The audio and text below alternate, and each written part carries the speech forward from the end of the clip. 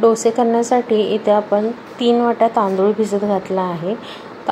डोशासाठी तांदूळ हा रेशनचा किंवा जाड तांदूळही चालतो। त्याचबरोबर 1 वाटी उडीद डाळ, अर्धी वाटी तूर डाळ आणि अर्धी वाटी मूग डाळ। मी इथे दोन्ही डाळी एकत्रच भिजत घातल्या आहेत आणि त्याचबरोबर मी डबल प्रमाण घेतलेलं आहे। तुम्ही 3 वाट्याप्रमाणे भिजवू शकता। इथे 1 चमचा मेथी घ्यायची आहे, त्याच्यामध्ये मी पाणी घालून भिजत घालते। डोसे करायच्या आधी आपल्याला 24 तास हे सर्व भिजत घालायचं आहे।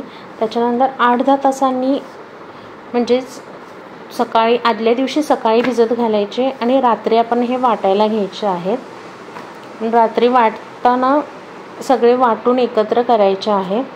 हे चांगले आपले भिजले गेले आहेत।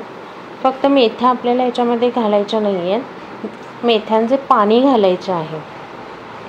तर मेथ्या घातल्या गेल्या तर त्याचा कडवटपणा डोशामध्ये येईल, त्यामुळे मेथ्यांचे नुसतं पाणी घालायचं आहे। आणि ते यासाठी आपण घालतो की मेथ्यामुळे डोशाला छान सोनेरी रंग येतो व त्याचा सुगंधही दरवळतो। मेथ्यांचे पाणी घातल्यानंतर सगळं बॅटर एकत्र करून झाकून ठेवायचे आहे रात्रभर। मग दुसऱ्या दिवशी ते छान फुलून वर येईल, फर्मेंट होईल। थंडीच्या दिवसात जर बॅटर फुलत नसेल तर त्यासाठी कोमट पाण्याचा वापर करावा, म्हणजे छान फुलून येते आणि उबदार ठिकाणी ठेवावे। आता गरमीचे दिवस असल्यामुळे याची काही गरज नाही। दुसऱ्या दिवशी सकाळी डोसे करायच्या आधी आपल्याला याच्यामध्ये 1 पळी तेल घालायचे आहे। इथे माझे डबल बॅटर असल्यामुळे मी 2 पळी घालत आहे। त्याचबरोबर चवीनुसार मीठ घालून घ्यायचे।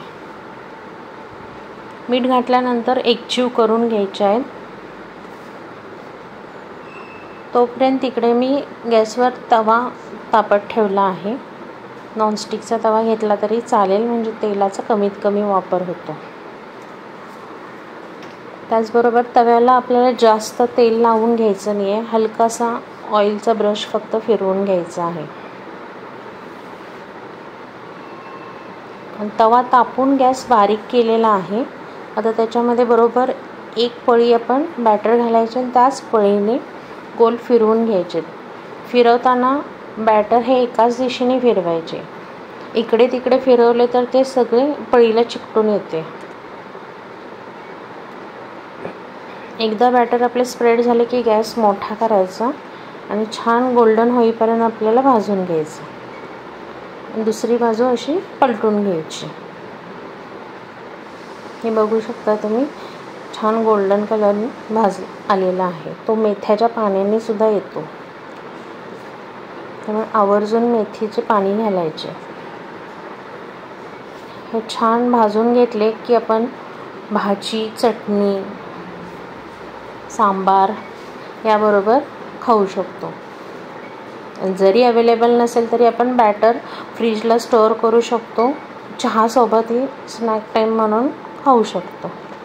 हे झालेले आहेत आपले छान क्रिस्पी क्रंची डोसा। तुम्ही पाहिजे तसा पातळ जाड करू शकता तुमच्या आवडीनुसार।